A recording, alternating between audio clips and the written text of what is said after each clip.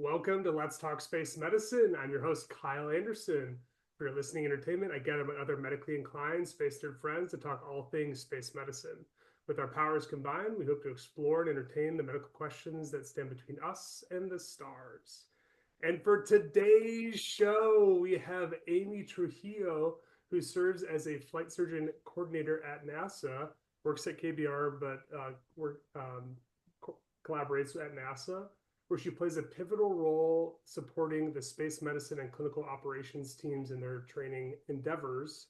And very importantly, I met her last year as the Aerospace Medicine Clerkship Coordinator, where she is the mastermind, the fearless leader for the 4-week clerkship at Johnson Space Center. Amy, thank you so much for coming on the show. How are you doing and where are you calling in from? Hey, doing great. I am here from the lovely Houston, Texas, where the weather is doing this beautiful baiting of like, hey, it's May 5th. We're going to take all the humidity away. You're going to have to wear long sleeves on May 5th in Houston. But then we'll be sweating profusely in a day and a half from the humidity that's just going to sock us all right back in. It's a cruel joke she plays on us, this weather. Yeah, last April when we first met, it was so humid, and this time around when we were back together again this April, it was so much nicer, to be honest. I'm like, what is it doing? Why is the weather like this? Yeah. But, Amy, I just wanted to kind of start things off. I kind of gave a brief introduction that you're the Aerospace Medicine Clerkship Coordinator, you're the Flight Surgeon Training Coordinator. Um, but like, take us back. Where did this all come from? How did you get into this role? We can start as early as you want, but I kind of want to hear your origin story and really hear your side of things. Yeah. So I'm not going to take 2.5 hours of your time, just like our dear Alex Haley. I will go back as far as he did, but I will tell my story a lot quicker than he did. You know, I've always loved space. I actually don't know where the love of space came from, but it's definitely always been there. There was a cute little boy in third grade, Ryan Sturrock. If you ever come back through this, the love of my life in third grade, dear Ryan Sturrock, it was because of him I learned where Orion is. But I really don't know where it came from. Like, was it Ryan Sturrock? Like, was it that my dad took us to Johnson Space Center when we were kids? I don't know, but I've always loved space. um when I went to high school and was like looking at college and stuff, I had told my parents that I was going to study astronomy and I was going to be an astrophysicist. I like Listen, my origin story and Alex's origin story are grossly similar. I was laughing so much watching his version because I was like, wait a minute, I wanted to do astrophysics at MIT.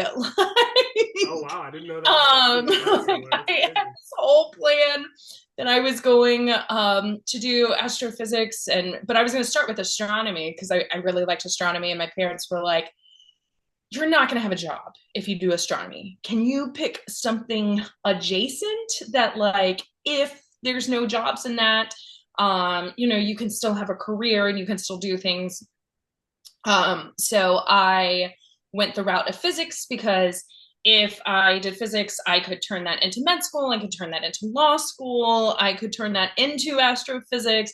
I could have done anything with it. Practical, yeah, makes sense. And my folks were like, okay, cool.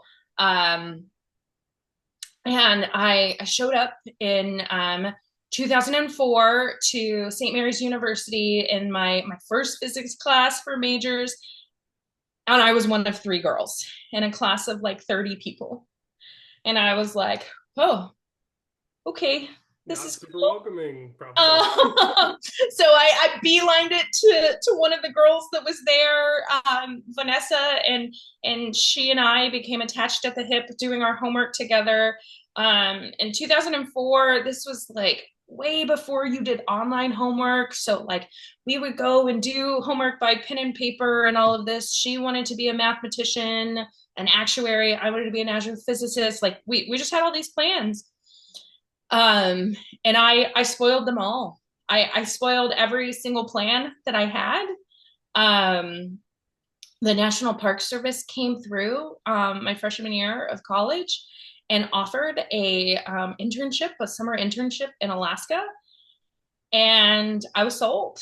And so I went off to Alaska, and I remember like having this conversation with my mentor at St. Mary's, and he was like, I have the plan for you. You're going to CERN. You're going to Fermilab. You're going to do all these internships, and you're ruining it all for a National Park Service. And I was like, but I like the outdoors. But I didn't like the outdoors. Like, this was such a surprise to my family. They were like, you're going to be a park ranger in Alaska? I'm like, yeah, seems great. Like Alaska for 4 months. Like, it's going to be wonderful.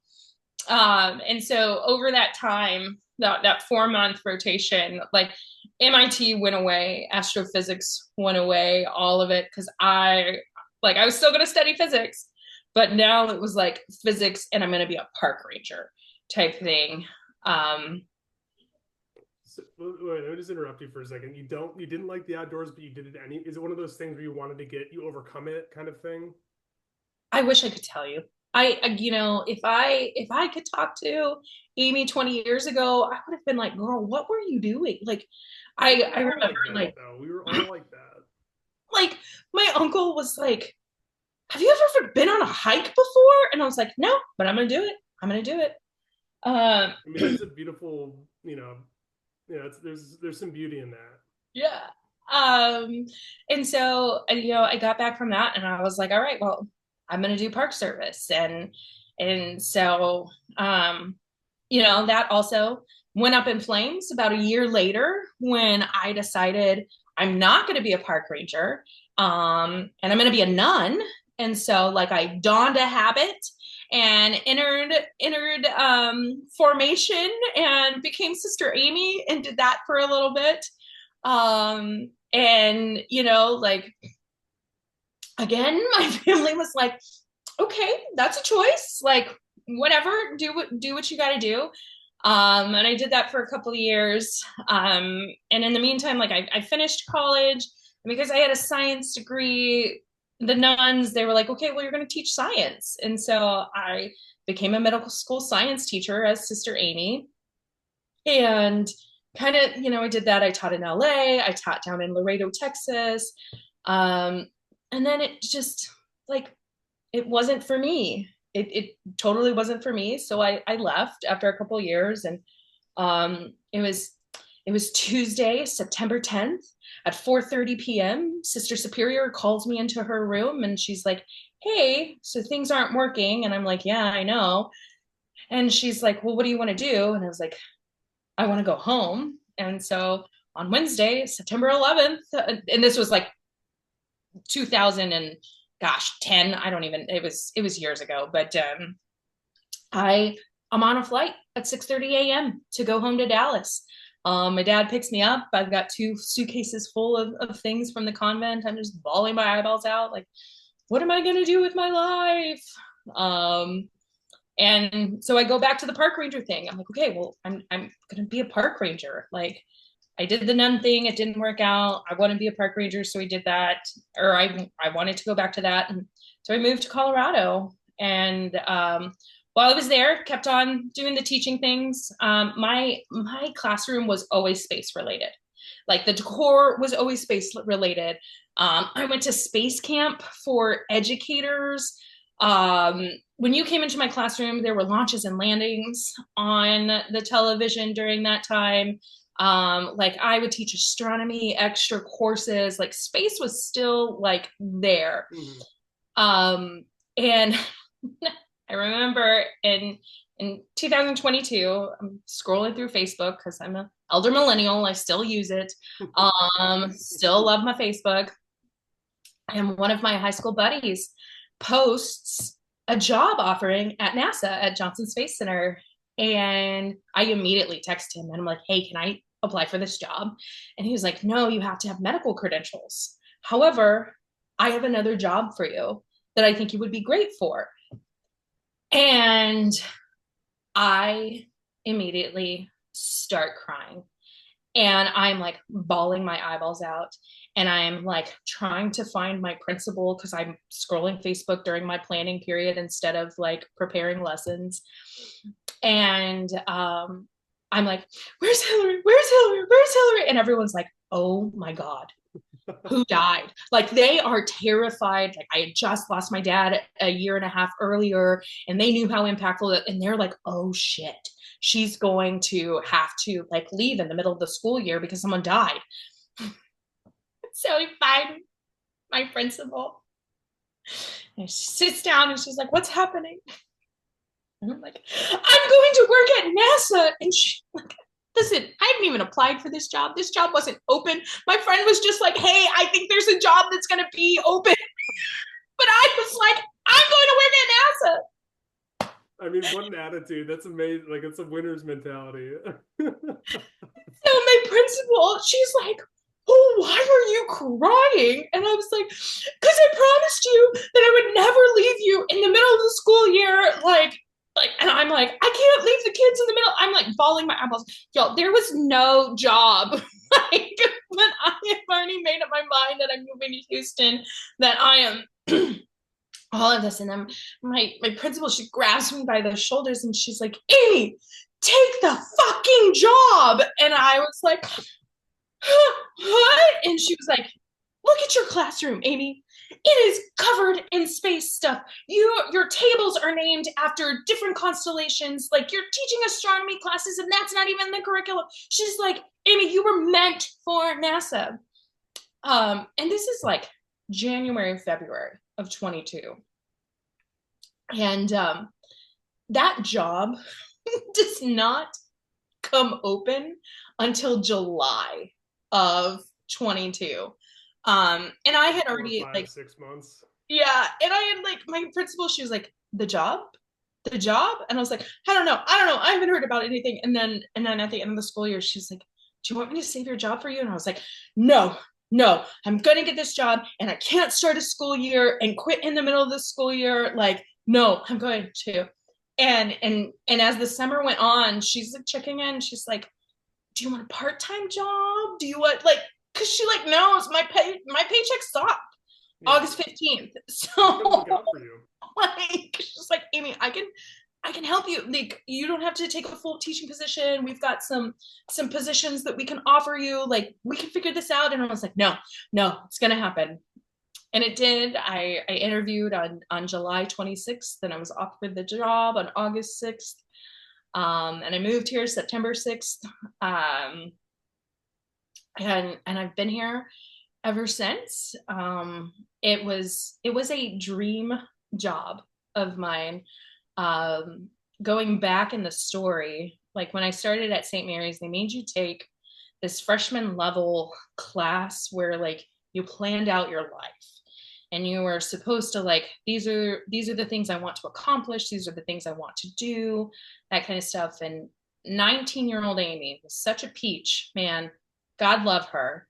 I wrote that I was going to work at NASA, and I was going to work on the programs that are colonizing the moon and Mars. And I was going to marry an engineer named Roberto, and I was going to go to MIT. Like, I was doing all of this stuff. And so I'm still waiting on that engineer named Roberto.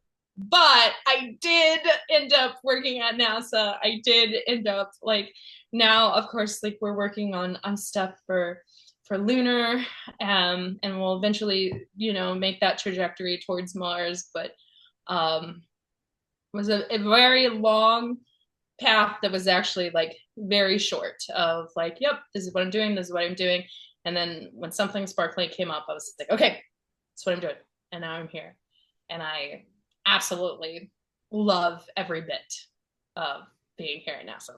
Yeah, I mean, doing the clerkship, I mean, I'm sure you've heard this a million times, but it comes out of you. Like it's so transparent that your love for the program, the clerkship itself, like what NASA does and everything. So it just is a constant outflowing of just energy, and it's so wonderful. I'm so happy you found this position because I think it's been a home run from my side of things, and it's Yeah. so happy to have met you a year ago.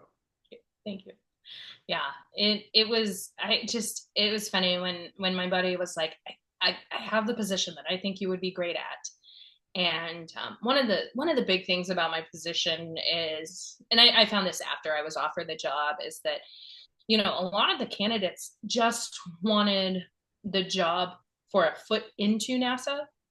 And the difference for me was I wanted this position. Like, I love teaching, and this principal, that my last principal, I had told her, like, I will leave education before I'll leave you as an administrator. Like, I definitely was like through and through for this principal. Um, and you know, I knew that, like, whatever my next career, like whatever my next job was, not even my career, my next job was, um, it was going to be leaving teaching or being at it. Like, I wasn't going to leave my school. Like that was it. I was not going to leave the administrator. And, you know, like, so much of my current job is still teaching. I wear a lot of different hats at NASA. I'm flight surgeon training coordinator, and I am clerkship coordinator, and I'm a crew trainer. And so I am doing a lot of stuff that I did with teaching, but now I get to work with adults, which is absolutely phenomenal. Uh, and I don't have to bring work home anymore, so this is great. Um, and I get to meet really, really cool people that I can hang out with and not have to wait till they're fully adults.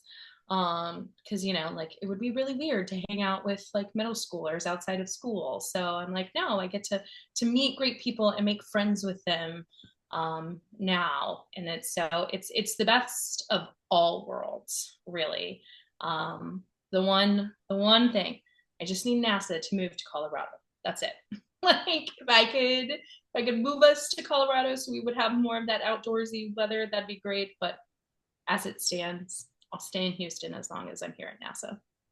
Yeah, I totally agree. It would be awesome if it was. I mean, I've enjoyed my time in Houston, but I do agree it would be amazing for being closer to some mountains. That'd be amazing. Yeah, yeah. There's a reason why we bring you guys out in April and October. We're not bringing you out in Dead of the July and summer. August. Yeah. So No. I had a question. When was like the first time you figured out that like physicians and medical people and researchers from the biomedical side of things can take care of astronauts and pilots? Like, where did space medicine really begin for you? At NASA. At NASA. Okay, so Yeah. you got this role, and you're like, okay, cool. This is Cool, I'm in. Like, I became like a learner myself. Like, I started the job in September of 22. And then, of course, like, the October clerkship happened, obviously, in October. And I took all the classes that the clerks were taking. I was taking the classes that the flight surgeons were taking. And I was just blown away at like aerospace medicine. And like, the very first lecture that I actually sat in is space radiation. Um, and I remember, and I showed up, and I like brought a notebook, and I noticed no one else brought a notebook. And I was like, am I not supposed to take notes? And then, but I'm like writing all of this down, and I'm like writing all of these notes, and I'm just like enthralled in space radiation. Um, and just everything that we do to account for radiation, the monitoring that we do, and why it's important, and how just all of these things. And so it really became learning on the job about space medicine. And then as I took over the clerkship, understanding the residencies and the fellowships that are offered in space medicine versus aerospace medicine, like all of this has just, my eyes have been opened in the last 2.5 years where I had no knowledge before. I mean, even things as simple as like understanding that as a physician, right? I knew that like you went to med school, and I had like this weird understanding that you had residency, but I didn't quite know how it fit in. And I knew like the terminology intern year, but I didn't understand what it was. But really, in the last 2.5 years, understanding that you all did an undergrad, then you went to med school, and then you did residency, and some of you were ridiculously crazy and got PhDs, doctor. Um, It was a bad idea. Don't do it. and but just I learned a lot from my clerks, from the doctors here at NASA, from the researchers that are doing research, and I am I'm enthralled by it all. Um, I think about going back to school all the time, and I definitely know I could not be a physician because I don't do blood and guts, and so like it wouldn't work. Like that first clinical rotation where I was blood and guts, I'd be like, nope, can't do it. Good to know yourself. But yeah, I know myself enough. Like blood and guts isn't it. But I've looked at, like I think my latest thought process is like aerospace physiology, but I have not looked deeply into the curriculum. If there's any blood and guts, it's out. But it's to the point where I think we're going back to that astrophysics that I thought about. I didn't realize that it wasn't quite astrophysics. I mean, it was astro something that I was looking for, and aerospace something. And now it's like, do I go back to school at 40, or do I just keep on enjoying this really cool job and being a lifelong student without having to write a single paper or take another test? Yeah. Because I hear that Joseph gave it away, that there's no test at the end of the Clerkship. I told him not to spoil it, but he spoiled it anyway. He spoiled it. Yeah, I mean, I think it sounds like you dove like headfirst in. You tried to, learn as much as you can, and now it's just about kind of this ongoing type of continual education that, who knows where it's going to go, and you have a variety of different plans ahead of you. Yeah. Just want to take a quick, brief synopsis of the clerkship. So this is it's a 4-week opportunity for 4th year medical students and above. So if you're in residency or attending or whatever, you can apply. It occurs in April and October every year. And essentially, you need to be in good standing and have a committed interest in aerospace medicine, whatever that looks like. And just kind of curious if you wanted to fill in any more details about the program. Yeah, so we work on pretty standard deadlines. So June 1st ish is always the application deadline for the October group, and December 1st ish is always the deadline for the April clerkship. And I say ish because like the deadlines were always like the 1st of June and December, but then I was like, man, those are on Sundays sometimes. I'm not checking my email on Sundays, so I'll give you till the first Monday after June 1st. If it falls on a weekend, like if June 1st is on a Wednesday, it's June 1st. But so I just always say ish. I would say that while you need to be in good standing, given the very competitive nature of the clerkship, we're looking at anywhere from 40 to 60 applications coming in for up to 20 spots. The last few years, I've taken about 15 folks, and then had some other folks in there. We do take a pharmacy student each year. But so the competitive nature of it means that like you should get some letter of recommendations out there. The dedicated interest to aerospace is always such a hard thing, because as med students, there are oftentimes not as much time for you to go out and get those research opportunities and do the rotations at some of the commercial spaces. But like, we want to see, are you in asthma? Are you in AMSRO? Are you taking on a leadership role with those? And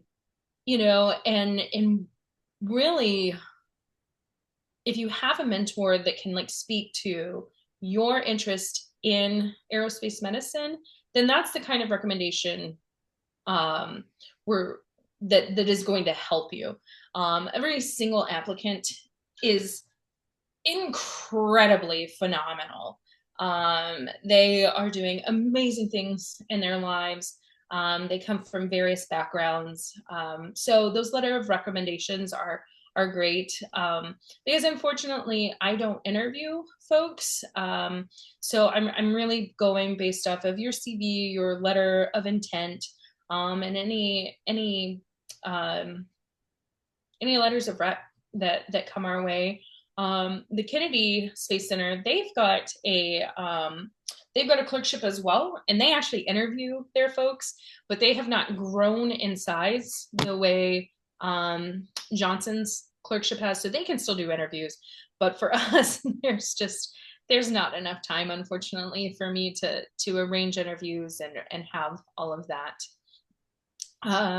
If you are able to, I do try to get to asthma as much as possible. I am also at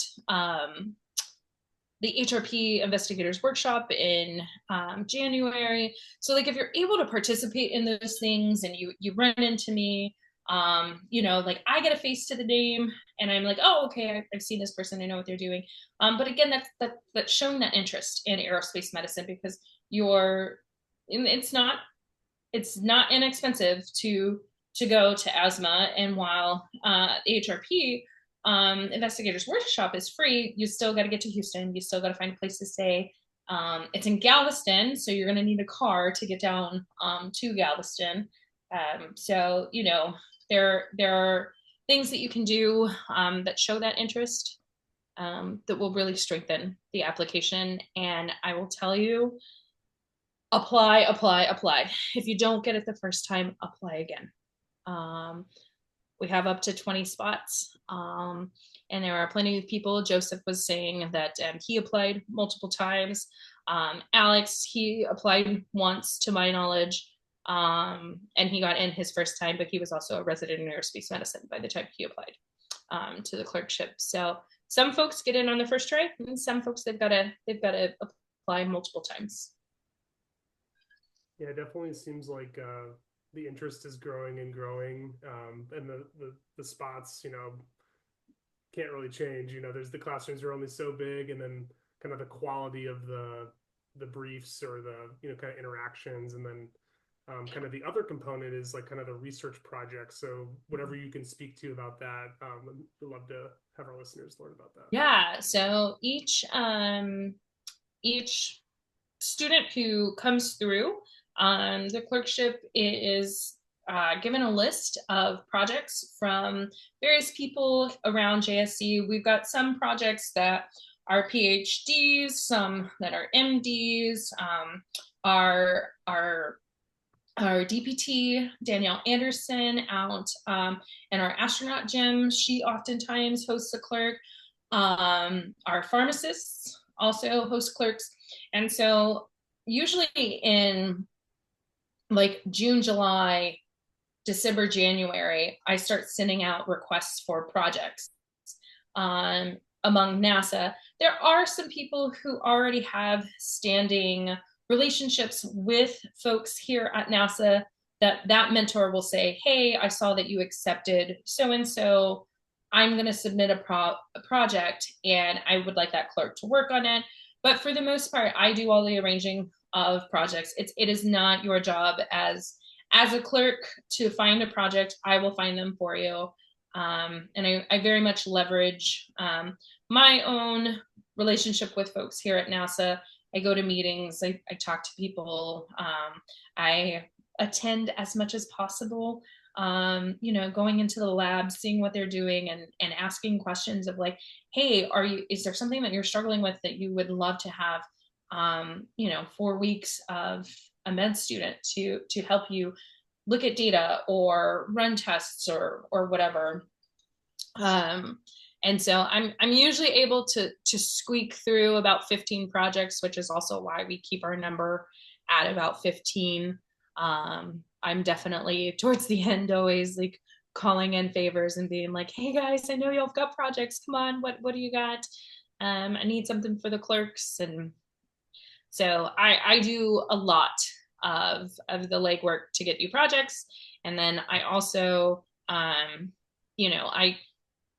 write the schedule, and when I'm writing the schedule, what I'm doing is like trying to find lectures and briefs and tours of various things across Johnson Space Center, stuff that I find cool, stuff that I think you guys will find cool. And I'm also listening to you guys to kind of listen and see what is it that you're interested in. And I know that my first group that I had in April of 23, it was right before CHAPIA, the Crew Health and Performance Exploration Analog, was about to begin. And they were like, man, we really want to see CHAPIA. And I was like, okay, let me see what I can do. Get some magic dust and get your wand out. And then I just start calling people and walking into offices, and I'm like, I got a bunch of doctors. Who do you need on your side? Like, who do you need to help? And so Grace was absolutely wonderful. And she's like, no, I would love to have med students in to see what we're doing. And we got in like the day before they were closing it off for quarantine and all of this stuff. So we got to go and do that. Like there's all kinds of different opportunities that can be had. And I'm still learning like what we have at Johnson Space Center. And so like I just kind of see what's out there, and then I try to make those connections and then provide those same opportunities for folks that are coming through the Clerkship. Well, you certainly do an amazing job. I mean, just my experience alone that I can speak to, but I've heard from many, many others. Everyone I've talked to just thoroughly enjoys like all the effort that you put in, and we all recognize that it's a Herculean kind of task to wrangle all of the people, to get us to doing our projects, to getting the mentors, and kind of bringing it all together. So I just wanted to express our gratitude for all the things that you do. Thank you. I definitely nap a lot once you guys leave. Yeah. So we're just kind of out of the April cycle. Recording on Cinco de Mayo, so the 5th of May. And you just kind of got done with the clerkship, and then you got done with the Air Force Rams, and this is your big sigh of relief, and now you're able to kind of work a crazy job. And but really what it is all of the tasks that were important but not urgent are now getting taken care of this week. I don't know, fortunately, unfortunately, one of the different hats I wear is training coordination for launches and landings. And of course, we're coming into the next launch of Crew 11. They're set to launch at the end of July. So life is ramping up for me of like, I get a sigh of relief right now. Maybe next week, but then I'm full into the training cycle for the next launch that we have. So I'm definitely taking my time, kind of finding the tasks that can wait. But then there's definitely some stuff that has to be taken care of. And so today was just kind of like, all right, let's make a plan of attack. I need to get the clerkship applications that I've kind of ignored for the last 5 weeks. I need to get those processed and input. But then there's also some other stuff that's got to be done to keep the mission going. So are there any like specifics you can talk about, like your day to day during that ramp up? Like, what does that look like? I don't really know that side of things. Yeah. So one of the biggest things that I do is I coordinate coverage for Sims.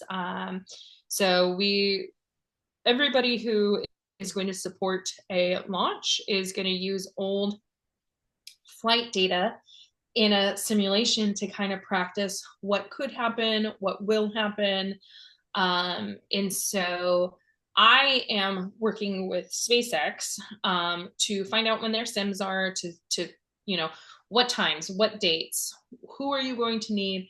Then I'm communicating back to folks at NASA, like, okay, we have these 3 sims that are going to need BME surgeon. We're going to need sometimes they're joint sims, so we'll need like an ISS surgeon, and we'll need what's called a Hawthorne surgeon. So it's a NASA surgeon who actually sits in Hawthorne, California on the SpaceX consoles. And so I'm doing a lot of coordination with that. And it's a lot of phone calls. Is this sim happening? Are you sure it's happening? Do you need a surgeon during that time? Is there going to be a medical case? Can we be there remotely? Do we need to be there in person? And a lot of these conversations are happening at 9 a.m. for a sim that's happening at 11 a.m. because it's a joint thing where people at SpaceX know that this is happening, but we at NASA don't always know. So I do a lot of coordination to try and make sure that everyone knows where they need to be, and at what time and what place and what stuff they need. And then I have been lucky to been able to support a couple of the launches and actually be present with the triage team out at Kennedy. So like I said, I don't have a medical background, but I can do breaths and compressions. So I'll go out with the triage team, and we're just waiting for launch and making sure that everything's go. And on a very, very, very bad day, I'm trained to give compressions and breaths. Always use an extra set of hands, so Yeah. that's appreciated. So in terms of like getting the Sims, so you need a surgeon and a BME on console for some of the different Sims. So these are like training for a launch or a like getting onto the space station, just any type of sim under the sun. Or Yep. any specific ones that you work on?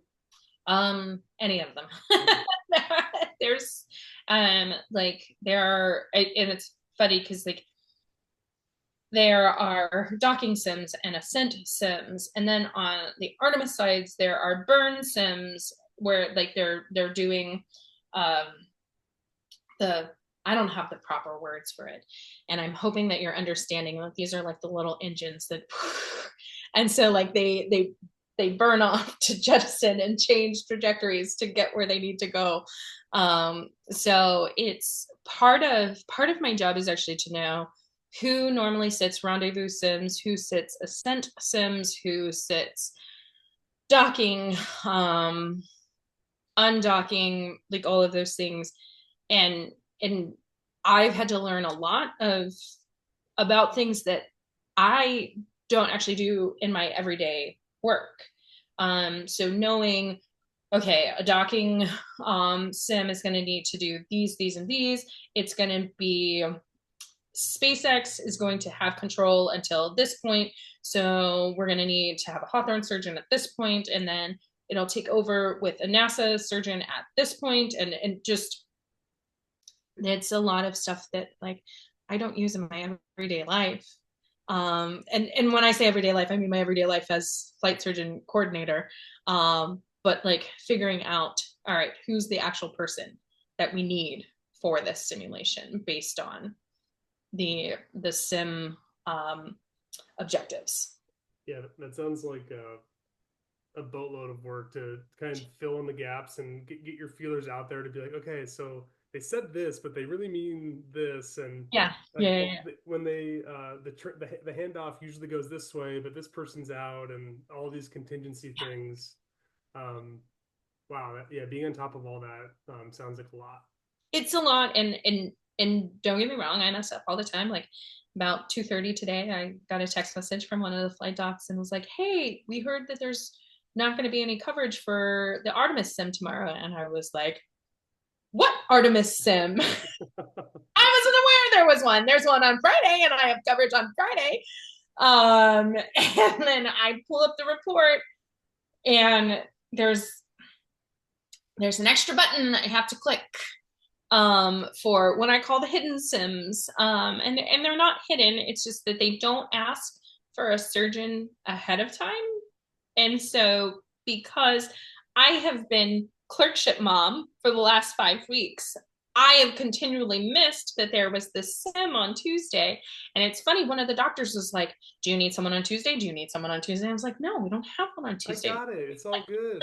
no, I've been doing my job. And now I realize he was asking me about this Tuesday, but he kept saying Tuesday and not the dates and all of this. And um, so I missed a sim, but also I just pick up the phone. "Hey, can you sit tomorrow? Hey, can you sit tomorrow? Hey, can you?" And I'm just calling folks and like, who's available, who's not available. We have coverage for the sim tomorrow. It was last minute, but that's just kind of that's also kind of the reality of this sim coordination, that like sims pop up and they go away, and they want a surgeon, they don't want a surgeon. And so keeping a pulse on that coordination can sometimes be a lot. And I get really excited when launches and landings and stuff happen outside of the clerkship because I'm less likely to miss it. Yeah, um, less overlap between your yeah, different hats. during all the different, yeah. Oh, that's yeah. Yeah, and I knew that you put like, a lot on hold, but yeah, it sounds like it's a lot more than I imagined. That's a lot. Yeah, there's just a lot of coordination because here at NASA, like we wear a lot of hats.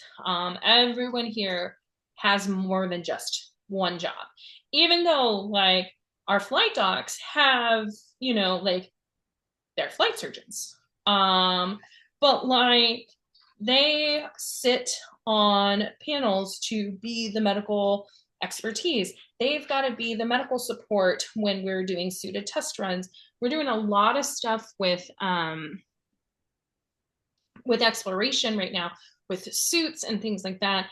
And so we've got to have a medical professional there to respond in case something happens. And so, like the last couple of weeks, we've been doing Argos runs, which is our artificial gravity offloading system. And it's basically what we're using to test our suits in 1/6 gravity, which is the moon's gravity. And it's basically just this big hoist that kind of takes the weight of the suit and part of the weight of the person off of them. And but we're doing all of these test runs with crew members in this suit to see how well the suit is doing. And you need a doctor there, and those are 8-hour runs. And that's in building 9, right? That's the mock-up That I'm that looking one's at. in building 9. Yeah, yeah, Yeah, yeah. it's like this big crane structure that's Yeah, it is yeah, so that's wild. cool. It is wild and it's cool. And like we all went in there, and of course, like, no phones and no pictures and all of this, because everything is proprietary, and you're just like in awe of watching like this next level of stuff.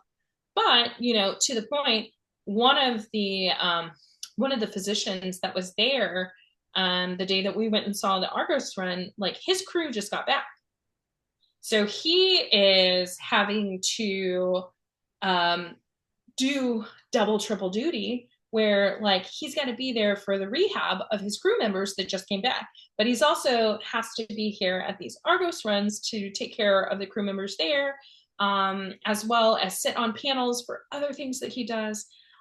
So it's a lot to manage, and knowing the schedules of 35 people, because that's about how many flight surgeons we've got, can sometimes be overwhelming. And I'm like trying to remember, okay, who's in town, who's not in town, who is like doing this run, who's doing that run, and just keeping track of where 35 people are, so that if I do need a doctor, that I know I'm not going to waste my time calling Dr. X because he's in Hawthorne right now. But I can call Dr. Y because she's here on site and she is going to be free at 9 a.m. type of thing. I can only imagine your calendar. It probably is just multicolors, but it's so much mess that it's like it's probably just filled. There's a lot of colors on my calendar, and it's funny because a lot of the colors don't correspond to me. So if you look at my calendar, I look really busy. But also it's like, no, I have these on my calendar so I know where you are. But I'm here presently. Just Yeah. you as a doctor are not here. Yeah. Yeah, I mean that's like a really good insight into like all the things that the flight surgeon, all the hats that they wear too. Mm-hmm. So they're, performing on a mission, they're picking up crew members, they're rehabbing, they're sitting on panels, they're doing sims, they're on site as well as off site, they're all over the country probably. So Yeah. it's that's a lot of different kind of a good view of like all the different roles and responsibilities that a flight surgeon has. Yeah, and when I say they're all over the country, they're all over the world. So Yeah. I've got a flight surgeon right now that is, I actually think I have two flight surgeons that are in Florida right now doing stuff with air crew. I've got a couple of flight surgeons that are out in Hawthorne, California doing some testing there. I've got flight surgeons that are in Russia that are doing training with air crew. I've got flight surgeons that are in SCUBA, which is the Japanese space agency. Um, and there's like a technical interchange meeting happening, and so they're up there in Tokyo, and then they have to get over to Russia, and just they're all over the place, um, a lot. A NASA flight surgeon travels a lot, for their position, because unfortunately, um, everything is not just here in Houston. Well, it's a good home base, good airports to get out there, and yeah, it's been so nice to get to know Houston a little bit more last April as well as this April, and yeah, it's just an incredible place to be. Yeah, yeah, yeah. Um, so yeah, I wanted to you kind of gave a good summary of like the clerkship, some of your responsibilities like now, but like where are things kind of going with how are things going to evolve with the clerkship or yourself or kind of Yeah. what does the future hold? What does the future hold? Gosh. You never Um, know, but the future. you know, so again, these are Amy's views and Amy's views only. I'm looking in the camera. These are Amy's views. Um, has, if anyone has any, idea into the pulse of NASA, there was a budget proposal that came out on Friday, that is going to rock NASA's world if that budget proposal goes through. They're saying yes to Artemis 2 and 3, but after that, we don't know. Maybe we're not doing Gateway. We're going to focus on Mars, these kind of things. And so, unfortunately, we're kind of in this. We're going to keep going forward. I was talking with folks today, and I was still explaining Artemis 4 and 5 missions, Artemis 4 and 5, which will be continuing building up Gateway. But there's a chance that we aren't building up Gateway anymore. Gateway is the station that's going to orbit the moon, and it's kind of going to be a resting place for folks that are going down to the moon's surface. I don't know, unfortunately, enough about Gateway to say whether this is a good call or a bad call. Not sponsored, but Ars Technica, Eric Berger, he does a lot of analysis on stuff. I tend to read his stuff and look at his opinions about stuff, and he has his opinions on whether this is a good call or a bad call. And we are being told that station is going away in 2030. what that looks like of like, do we stop sending as many crew members? Do we extend the duration of crew members over the next 5 years? Do we start doing just year-long missions instead of 6-month missions? These kind of things. Things are just in limbo right now. My hope is that we keep going the way we're going. Amy's opinion is that we need to go to the moon, and we need to be on the moon to understand how we get to Mars.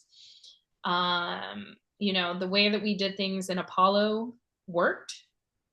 I don't know enough about space, and I don't know enough about aerospace medicine to know if they were the safest. I mean, we got them there. Everyone, came back from the moon, those kind of things. But we are definitely doing things a lot different compared to the Apollo days. And a lot of the work that we are doing with Artemis is to have the data to prove that what we want to do for Mars will work. So Amy's hope is that we keep on with Artemis and we keep on with Gateway. There's a lot of criticism on SLS, criticism that I don't know, that I don't understand. I literally am not a rocket scientist. So, I'll leave that to experts that actually know that. But I know that we will continue with human exploration. That is our future, is human exploration. People will keep on going and exploring. The former NASA administrator, Bill Nelson, he said he wanted us on Mars by 2040. That's 15 years. That is... Goes close. That's a short amount of time, given what we know and what we don't know. I would ask the government for more money and we can make that happen, but I don't know if the government's gonna listen to me. I don't even know where my phone is, so maybe the little listening device that is, the Amazon products are like, oh, Amy says give NASA more money. But I think human exploration continues. So Johnson Space Center stays. It does make me sad for the other things that might go away in response to budget cuts. I think that it's all very important, because sometimes it's safer. Sometimes it's better to send machines that are doing things for us so that we can have a better understanding of what we need humans to do. Yeah, I mean, it's hearing all those budget cuts. You just, when I was back in a couple weeks ago, you just kind of look around and you're just like, it's like, why would you do this? Right. Hi, pup. It's kind of like the budget was already smaller than, so it's like hitting them while you're down, and it's so unfortunate. Like a lot of the really, really important science that's unique to NASA is a lot of the heliophysics and the other types of science and geology that's done, and seeing those get massive cuts, proposed cuts at this point it's just so heartbreaking. It's very heartbreaking, and just coming from a science understanding, a lot of those experiments actually help us understand our science terrestrially better, right? Once we understand what weather looks like on Venus, on Mercury, on Jupiter, and so on and so forth, we compare it to what's happening on Earth, and it gives us a stronger understanding of what our own dynamics are and how we can help these dynamics, let these dynamics keep going. And so it's hard to see the Earth science stuff being cut because we only understand Earth when we compare it to other planets.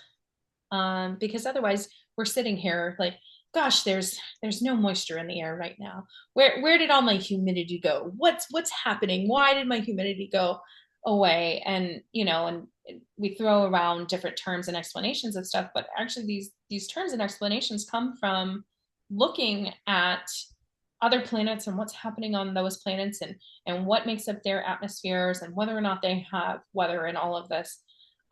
So NASA does such a great job of helping us understand the Earth, with a lot of its science, and it'll be super sad to see Earth science go away. I know this is an aerospace medicine like Yeah. podcast, but even then, like what we know about aerospace medicine helps us terrestrially, right? The things that like I think one of the coolest things that we did last year was we started. There was I think it was last year, and it could have been the year prior, but we started like building ligaments in microgravity, because without having gravity, like we were able to make these ligaments, and like all of a sudden, like so now you have this ability to create something that is so helpful to people on Earth, and like you want that kind of science because it's going to benefit so many people. And of course, I was showing folks around today, um, and they had no idea that we launch 4 times a year, that we launched twice from Kennedy and twice from Russia. And that's just crude launches, but also like we've got AX4 that's going at the end of May. And then we've got satellites that are constantly going, and like, And Fram and it's, 2 and other types of yes, pilot Polaris missions. Yeah. Dawn at the end of last year. Like, there's all of these things that are happening, and people just aren't aware. And it's super duper sad that like folks don't know, because and this was my principal's point. She's like, Amy, kids know that the space station exists because you made it real for them. You knew that launches and landings were happening, and you would just have them like anytime the kids were working, there would be YouTube videos up. Anytime there's a launch or landing, like it was just we're doing our lessons, we're doing our stuff, and then there's a YouTube video in the corner that's got the launch and landing, and they're like, hold on, we're 2 minutes till launch, and then All right, we we got stop three the shoots. lesson, Okay, like we're watching it, and like I've got a former student who will continually reach out and just always thank me for showing launches and landings in the class, and just saying, hey, I never knew that all of this existed until you brought it into the classroom. And so it's super important to me to make sure that people know that what we're doing at NASA, and what we're doing in space is incredibly important. Yeah, I mean, there's no price to kind of galvanizing young people to pursue, STEM, or just to be live happier, more fulfilling lives, knowing that we're out exploring and pushing the boundaries. There's no good price to on that. That's just priceless. Yeah, yeah. um so like it's I don't know, it's super super cool stuff that we're doing. And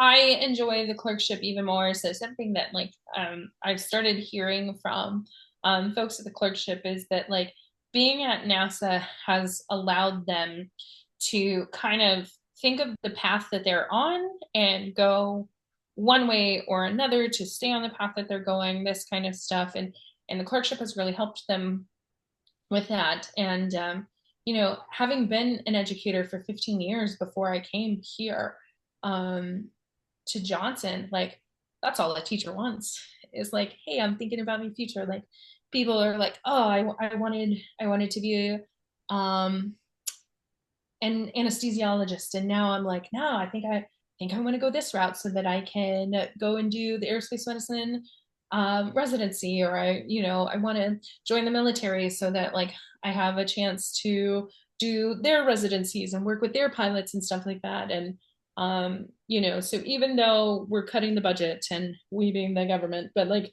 or they're thinking about doing it, I think that there will still be so many of us who are still trying to encourage folks to look and see what's out there. Because again, I had no idea. I knew doctors took care of astronauts, but I had no idea that it was its own specialty. Yeah, I mean, that's yeah, holding that torch, having hope for the future, because it's so, you mentioned only 30 to 35 surgeons on staff, right? There's not many positions, and the demand isn't as high. There's not like thousands and thousands and thousands of people that are all interested in this very small field, but still proportionally there's still only a handful of Mhm. spots that open up every year, especially given the training kind of pipelines. So finding, the clerkship is kind of this way to open up the door, and to get that networking, get your face in front of people who you hopefully work with at JSC in the future. So I think it's just such an incredible opportunity, to be on site and to, actually get to know the people that write these papers and do all the logistical work for, keeping the crew healthy and safe. Yeah, and I mean, and the other thing is um, we don't have as many specialists within that cadre itself. So um, when we have radiology concerns, issues, things like that, we're going to contract out. We're going to. Luckily, we are in Houston. It's got the health center here. There's plenty of medical professionals here. One of the projects that I helped author a couple years ago, one of my clerks actually went through over 10 years of clerks and kind of like said, "Where are you now? What are you doing? Could you and would you be interested if in your specialty we didn't have somebody that we could call? Could we call you and have these conversations? And could you help us?" Um, and so, this is something that like I tell the clerks, like, listen, if you're not going to come back and work at NASA as a flight doc because you don't do the residency in aerospace medicine, still keep in touch. You're still going to be a specialist in a field. Go pursue a fellowship outside of your residency and become really, really great at something, because you never know if NASA is going to be like, hey, you're really good at this. We know you're really good at this, and we need some help. Um, you know, the vast majority of our flight docs here at NASA, their primary residency is emergency, internal, and family. Um, we've got a neurologist, and I think that that's probably the only like real hyper specialized person that we have. There could be others. Um, So if I'm wrong, I'm sorry, flight docs. But like I know that we do have one neurologist, but there are so many other specialties out there. I know one of our flight docs. He became the VTE doc, not because he was a cardiologist, not he just happened to study internal medicine. He just happened to be interested in VTE, and so now he's our VTE doc. But I know that he still talks to others to get their opinions about stuff, and to get their, I don't know if advice is the right word, but it's definitely having those conversations. And so even if the clerkship was something that you did and you're like, I don't think I want to be an NASA flight surgeon, your specialty might be something that we need, because we are going to continue human exploration. We are going, like that is the slogan. We are going, and that is the moon, that is Mars, and we are going to need medical professionals that are able to help us along the way. Yeah, I think you hit a nail on the head that I've tried to iterate to people that have come across, my path over the years, and that's like emergency medicine, internal medicine, family medicine are the majority of flight docs, and that makes complete sense. They have a huge scope of practice. They see a lot of the different varieties of clinical presentations that are important for space medicine, in my, opinion. But yeah, I mean, there is a limit where you got to talk to your friends, and you got to, essentially reach out to specialists. And there's room for every specialty, and every specialty needs input onto space medicine, because if there's one thing the clerkship teaches you, it's that every part of the human system is affected by spaceflight, Yeah. and very much so in a negative way. And so we need ENT, we need anesthesia, we need all these different specialties, that like OB, we need GYN, we need all the different types of things to provide input. Your path is a little less clear cut in terms of doing the residency, but you if you're able to network and you're able to be someone they want to call, then at least from my opinion, that's kind of how you can organically make your way as a specialist into the NASA world. Yeah, and like obviously I listened to both Joseph and Alex's talks, and something that stuck out in Joseph's talk over and over is like preventative, right? Aerospace medicine, the residencies themselves live in preventative medicine, because we we want to prevent things as much as possible, and that's why the residencies live under preventative medicine. And because two things are can be true, like, and things are still going to happen. And so having these specialties help us, even though we've done all of these things in prevention. We scream out a lot of different things, because we want to put the best person forward, at least as NASA, right? But as we have seen with Blue Origin and other groups that are now leaning towards commercial spaceflight, I don't know if we're going to have those top tiers. I know that all of the folks that flew on the most recent Blue Origin flight were certified for flight. But I don't know if waivers were made. I don't, those kind of things. Anybody who flies on an Axiom mission, they get presented to the Aerospace medical boards. They are certified for flight. Of course, this most recent Axiom flight, one is a NASA astronaut, one's an Indian astronaut, a Polish astronaut, and a Hungarian. And the non-NASA ones, so the three gentlemen, they all went through astronaut selection in their own countries. So learning from NASA, those countries did their own astronaut selection, and of course, like there's this huge umbrella of preventative medicine. They're going to look for the best people that are able to go to space, those kind of things. But if you got money, you can fly to space. You can now. As we saw with Blue Origin, all it takes is a little bit of money. It's a lot of money compared to what I have, but like, all it takes is the money. And you're going to see that, like, you're going to need different specialties, different folks that are going to have to certify these folks, to train these folks, to have them ready to go. Thank God, like these suborbital flights that they are doing, they're only there for 15 minutes. They don't get the full experience of space motion sickness. Um, but I think as space flight becomes more available to everyday people, you're going to see that, yeah, we need doctors, and we need those specialties, because we need them to understand, like, this is what's happening to the body when it is exposed to microgravity, even for small bits of time.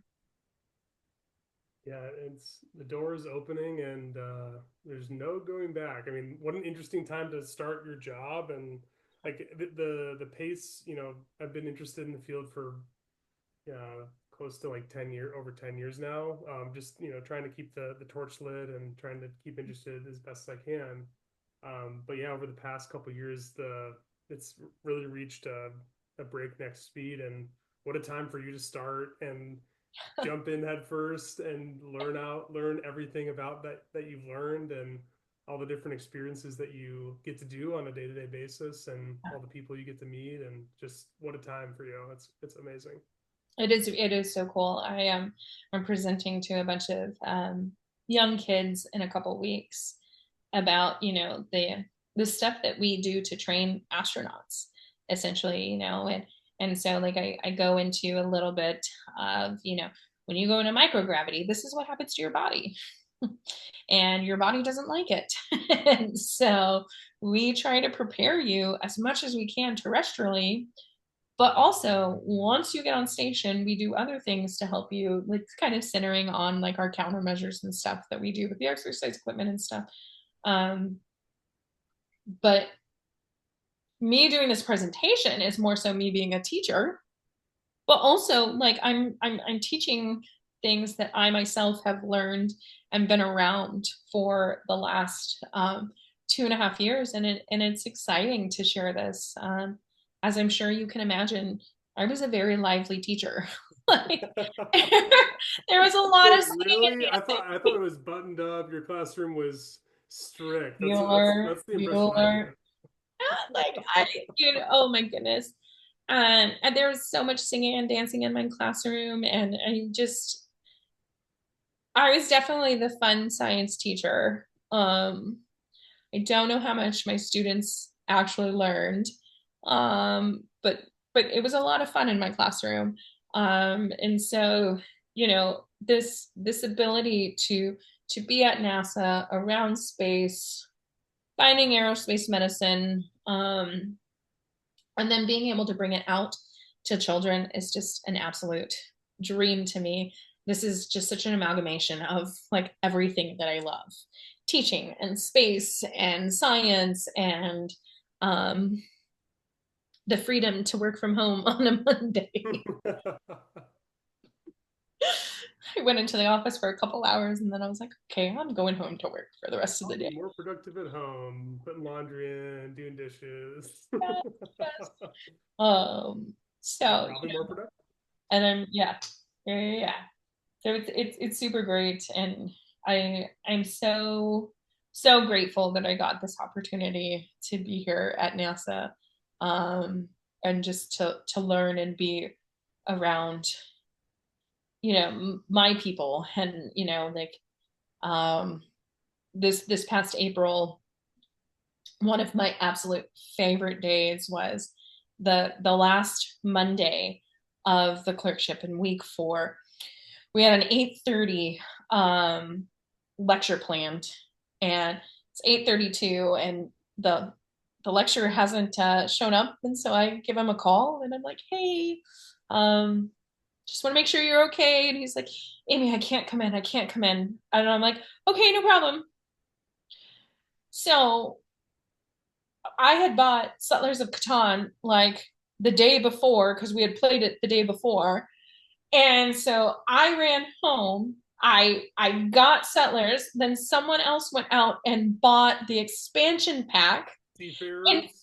yeah, and so we're in a conference room at NASA just playing Settlers of Catan, waiting until our 11 o'clock lecture because he canceled at 8:30 and I live around the corner. So we're like, all right, we've got 2 hours. Um, That's amazing. and so like, and so we're just playing board games, and I'm just like, these are the things that I miss. I when I was a school teacher, every Thursday I hosted Magic the Gathering games during lunch. And so every Thursday I got to play Magic the Gathering with my students, and like those little trash talkers, would try to beat me. And they're And they playing blue and they're counterspelling you left and right. And you're like, I'm takes just like red deck. I need some. and it takes like 4 of them to beat me because they're like, no, do this, because she's gonna do this, and then these kind of, but it like brought me back to those lunchtime Magic the Gathering games as I'm sitting in a conference room at NASA playing Settlers with a bunch of clerks, and one of the person we were waiting on was Mike Barrett, who's astronaut physician. He walks in, and I'm screaming because I'm about to win, but we had like Longest road. longest road. I had longest, and I was so close. I had 9 points, and someone was able to like snake the win from. They went from 5 to 10. Like, oh, I was so mad, and I'm like, it's like no. And of course, Mike Barrett walks in right as I'm like losing. He's like, Amy, you okay? I was like, yes, I'm fine. I just was gonna win. Just, and Mike is just like, oh, I'm glad you kids are having fun, like as we're just having the greatest time playing Settlers. And so like I've found my people is really what this is. And it's just been a wonderful opportunity to have and be here at JSC. And now I'm like, can I play Settlers by myself? Like sometimes like just set up the game and I'm like, I'm sure I could just play it by myself. Like, There's an yes, online version that's free to play. there, yeah. Huh, You can be send it great. out to the group. All right, guys, let's have like who all has Settlers at home? All right, like let's make our own like boards and have matching boards, that stuff. Like it would be fun, but yeah. It's Uh, such a fun moment. Finding your people is something that we all hope to do, and the clerkship is exactly that. It's you're out of your day job, whatever that is, and you're there around people of a like interest, and it's just such a magical time. And that moment of just hearing it is just bringing me joy, even though I wasn't there. It's just like so one of those unexpected moments. So it's amazing. yeah, yeah, it was a great time. It was a great time. Watching you guys skydive was also like just such a joy in my life. Like I kept telling people, you know, at Johnson, they're like, "You guys did what?" I was like, "Someone wanted to go skydiving." And so the whole group went skydiving. And then the last Friday of the clerkship, we all went back. And I was like taking meetings, and they were like, "Where are you?" And I was like, "We're skydiving again." I'm at the drop zone. And they're just like, Amy, you are the perfect person for the clerkship because, of course, you are like, yeah, let's go skydiving. Yeah, Just, I mean, you kind of waxed a little poetic about your side and your appreciation for the job that you have, but I'm sure it's more than double back at you. Like they must know like how perfect of a fit you are for this, and every all of your qualities that make you so good for what you do. yeah. We did a dinner at Dr. Gervais' house because we did it, I think, during your clerkship as well. But there were a couple of folks that had done the clerkship with my predecessor, and we had a ping pong tournament. Like we were doing a lot of stuff, and I just remember this. She's now a NASA flight doc. She goes, my clerkship wasn't like this. I don't know if that's a good thing or a bad thing. And she's like, no, it's a great thing because like they're clearly like just enjoying it and like just having the time of their lives. And of course they want to come back. And um, you know, I sometimes hope I'm not over promising and under delivering, but you know, there there's going to be jobs there's going to be ways that you guys can stay involved. I hope that everyone keeps in touch, and for the most part they do. I mean, because I was even in the group chat today. I'm like, hey guys, if anybody's in radiology and is looking for a fellowship, like Yeah. um I just love I love what the clerkship has provided for me. And just all of the abilities, and of course like we know each other from the clerkship, and I have just the coolest job, and I get to be around the coolest people and do one of the absolute coolest things. So clerkship is cool, being a flight surgeon is cool, being at NASA is cool. um, yeah. Yeah, and you're the ambassador. You're the gateway for so many people, and it's just such a good recipe for a person like you to be that. And yeah, it's just amazing. Yeah, yeah. So I did have a couple like viewer or some of the people that I've been able to run into over the years. They asked them, hey, do they have any, do you have any questions for this person? And so I have a couple questions if you don't mind me asking them. Yeah, let's go for it. So first question was, um, so you're kind of involved in like the screening of the aerospace medicine clerkship, like either cover letters or applications in total, and then it kind of gets shifted off to like a group of flight surgeons that kind of review. Is that right? Yep, yep. So it's kind of this question was I found kind of interesting. What are some things that you've been looking for but haven't seen yet? Like, are there any things that you're like, oh, I really wish we had someone doing X, Y, or Z thing, and we haven't seen it yet. Because I know that you've gotten radiology, you've gotten orthopedics, MSK stuff, you've gotten ENT, anesthesia, emergency medicine family, and so internal medicine as well. And then you get like anything else that you like are looking for.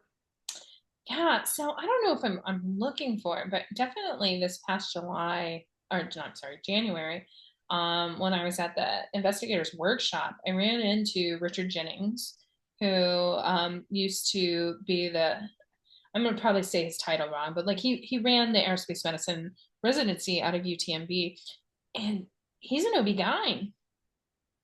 And I told him, I was like, sir, if you have any like unanswered questions that like you would, I just would love to see like if there are some OB-GYN issues that we're looking at that we're and he didn't have any, but I ended up getting an OB-GYN project come through from one of our flight docs, and we had a gynonc resident in aerospace. So he was a gynonc in his first career, and then joined the Navy residency in aerospace medicine. And so, of course, he was like, "Ah, oh, as a gynonc, like he would." But then we did a different. We ended up doing a different project for him, but still, like, I would love to know, like, kind of the work that we're doing with OB-GYN. And because I know like one of the things that like NASA provides for their crew members is the ability for family planning. Like they will offer egg freezing and IVF and things like that, because we know that like radiation will have its effect on women and stuff like that. But I would love to see some more women's issues. And I know that like not all OB-GYNs are women's issues, but I feel like that would be some great field work that, especially as we start sending non-NASA astronauts to space, and looking at that kind of research. Yeah, it kind of goes to show that like you can do any specialty and be involved in space medicine. It's not as clear, but you can be a residency director at UTMB and be an OB-GYN. That's I didn't know that. That's kind of crazy. Yeah, yeah, yeah. Yeah, I think as we get more and more people of different of different ways to get up there, and as we send more and more people, we're really gonna be we can't have a failure of imagination to be like, okay, well, only now when we have these people we're encountering these problems. We got to start thinking now. Yeah, yeah, yeah, yeah. We got to start, involving these people from the get go for these long term health problems that are going to happen. Yeah, for sure. So that was the first question. The second question was, what kind of qualities do you look for in applicants? And then, like, is research beforehand recommended? I kind of gave him a little bit of an answer beforehand, and I was like, they're just really looking for someone who's like committed to the field, who has done more than a Google search. And I don't think research really is needed beforehand. That's kind of the point of being there. They just kind of really want someone who can hit the ground running, want to be physically at JSC and kind of capitalize on the opportunities that are given. But that was kind of my answer to them. Yeah, so it's somewhat of like I wouldn't say a loaded question, right? Like if you have a lot of research coming into your application cycle, it does kind of show that you have that background in research, right? So you likely have the skills that that are necessary to do this clerkship. But on the same page, there have definitely been applicants that we have accepted that don't have a robust research profile. I would say, like, if you don't have that robust research background, you've got to make up for it some other way, right? What are your research? No, I'm sorry, your leadership opportunities? Are you the one that is the president of a club? Are you going out and finding opportunities to serve in different ways in different communities? Are you pursuing a private pilot's license? Are you getting scuba certified? Like, what are the things that you're doing that are not research? Because I feel like a I feel like a jerk saying this, but like if all you are is a med student, and I don't mean that lightly No, because I it is know, I know what so you mean. hard to be a med Well, student. you just there's no way for you to really show who you are just by that. Just by Like being a med everyone has a complicated, interesting background, but the only thing that you're able to see is this one narrow thing, yeah, yeah, and you just want to see who the person is. yeah, yeah. It's kind of yeah. Yeah, so I mean, if you're an extra, like there's one applicant that I know that's coming through, like she plays for the Israel national team in soccer. Like, so maybe I haven't fully seen her CV, so maybe she doesn't have the research component, but I know that she is on the national team for women's soccer of Israel. I know that she is starting the Israeli Aerospace Medicine Association. Like she's doing other things, so like maybe she doesn't have the research, but she is using her skills in other avenues that make her such a strong candidate for the clerkship. Yeah, I think that's a good example because I think there's many people that like kind of look to the clerkship and say, how do I get in or how do I get involved? And there are many ways to do that, but they have to be like genuine of your own kind Mm-hmm. of your own volition. You can start a chapter, you can be involved in asthma, you can do all these different things to kind of show your interest, and a lot of them are free. Like this podcast is free, making a Yeah, newsletter is free. Like I yeah, didn't, yeah, no yeah, one told me to do this, but here I am, like trying to spread the word and yeah, try and and talk to interesting people. And I think there's a lot of different ways. There's never been more opportunity to do even like basic science research with the open science data repository from yeah, these yeah, teams. yeah. Like Yes, yep, um, I think having some you know talking to people is the beginning of all of that. And even if you don't have a strong research background, come talk to me and we can talk about projects. yeah, yeah, yeah. Like, and there are just so many opportunities. Like maybe you don't have that strong research background, but like you love taking the courses. Like I can't remember offhand, but there are definitely. I think is it Duke that has like a 4 week course in aeronautic. Like there's just so many things out there. Yeah, there's Um, a free Coursera by a guy named Dominic Tanzillo, I yes, think. yeah, yeah, Yeah, and he had a podcast as well. Shout out to him. Yeah, he's at Duke. I think he's a third or fourth year now. But yeah, he's there's free material online. Learn as much as you can. Talk to as many people as you can. It's kind of my mo. Yeah, yeah. And really, like, with the advent of internet, um, we're on Zoom, right? You're in Atlanta. I'm in Houston.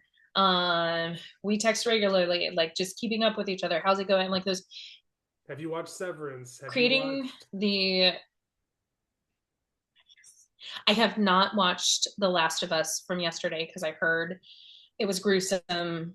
Joseph actually was like, "Hey, watch it during the daylight hours. I know how you are." And I was like, "Okay." And then I've lost daylight hours, so this is a tomorrow task. But Put it like, on the calendar. but keep up with folks.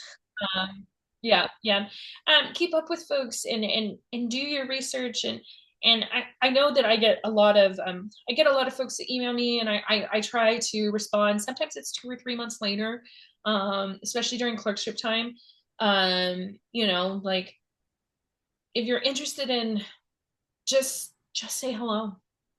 Just say hello. Use email. You like, hey, I happen to be in Houston. Do you have free time?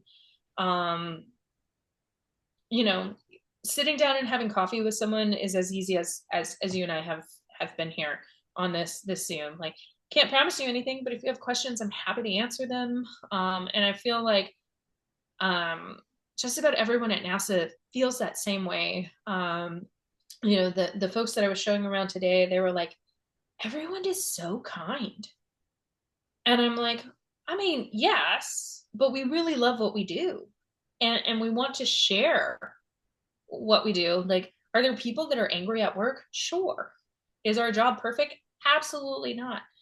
But we have a really cool job and we like to share that with people and um like reach out. Like if you're just introducing yourself, I'll tell you like, oh hey, you're an MS2? Okay, like keep in touch. Like go to asthma if you can.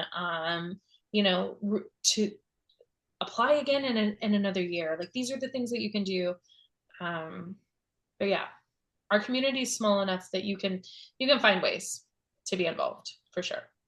Yeah, it's kind of it can feel daunting, but kind of just having being a motivated student goes a long way, or motivated resident, where you being proactive about your education. Like, what do you think they want? Like, what, like, just try and put yourself in their shoes, and then it'll answer almost all of your questions. At least that's the way I think about it. Yeah, for sure, for sure.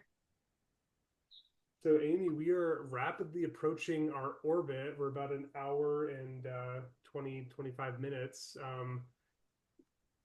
We're going to kind of wrap things up, ask you a couple more questions, and then kind of get out of here if that's okay with you. Sounds good. Um, so, like, what's on the horizon for you over the next couple weeks and months, and what are you looking forward to? Ah, I'm so excited you asked that question because I am so excited what I have next for me personally. Yeah. So next weekend I head out to Florida to see the wedding of one of the folks that I met here at NASA. She's a commercial diver who we use here at NASA for some of our analogs. So she actually got married in Tahiti, but she's having like her reception and stuff next Saturday. So I get to go to Florida and celebrate with her, which is going to be so cool. Then I head to North Carolina to see one of my really, really good friends, and then up to Virginia, then up to Pittsburgh, New York City, Boston. Then I got to like rush down to Florida for AX4 their launch because I will bully my way into the triage team yet again and be like, I can do compressions and breaths. And then asthma. And then I'll come back here in June for a couple weeks, and then I'll likely take off for some car camping up in the Tetons and Montana. I've got a buddy that's over in California that wants me to head up that way, and I haven't quite convinced myself that I'm I'm headed to California, so I'm going to try to convince the buddy to meet me in Wyoming because Wyoming's my jam. And then I'm going to start preparing for the October clerkship. So got a lot of trips planned that I'm super duper excited about. Um, and that's the exciting thing about my job is that when they don't need me here, showing groups around and doing crew training, I can still get out and camp and go back to my park ranger roots because they're still there. And so I get the best of all worlds. You know, I get to be a teacher, I get to still be outdoors, I get to be in not in space, but amongst space nerds. So yeah, Yeah, exciting times for that's me. the trifecta. Be able to travel a little bit, be outdoors, and then be involved with NASA JSC is just that's the dream. Yeah, for sure, for sure. Well, I'm so excited to hear about it, and definitely we'll be keeping in touch. And Amy, just wanted to say thank you for your time. I think this is super useful for a lot of people that are interested in the clerkship, and just great to kind of highlight, the amazing person that you are and all the great work that you do. So just really wanted to say thank you, and I'm sure we'll definitely see each other in person in Atlanta. I'm already coming up with things for us to do. So I was Did your you tour guide in Chicago, and yes. so this, although we won't be having any Malort this time in False because Alex and I found bars that had Malort. So oh my god. Alex and I both started looking for places, and I was like, "Well, we're gonna have to do it. Like, if we're Yeah. both here, like, then we're getting some Malort. I Oh, might just bring shooters and just like do a quick little Malort. Great, done it. High five. Now let's actually enjoy Atlanta. yeah. It brings warm to my Chicago heart that's coming to be a tradition. I like Yeah, that. yeah, yeah. Yes. All right, Awesome. Amy, I'm going to sign us off. But yeah, just thanks again. Just such an honor to be, selected for the 2024 clerkship, and just trying to kind of feed forward and bring the news to bring you new good people to hopefully apply and get into the clerkship. And I just want to say thanks one more time. Of course, happy to be here. All Awesome. right, and thanks for listening to Let's Talk Space Medicine. If you want to continue the discussion and meet more fellow space nerds, be sure to check out at Talk Space Med on Twitter and the Let's Talk Space Medicine server on Discord. Thanks, and see you next orbit.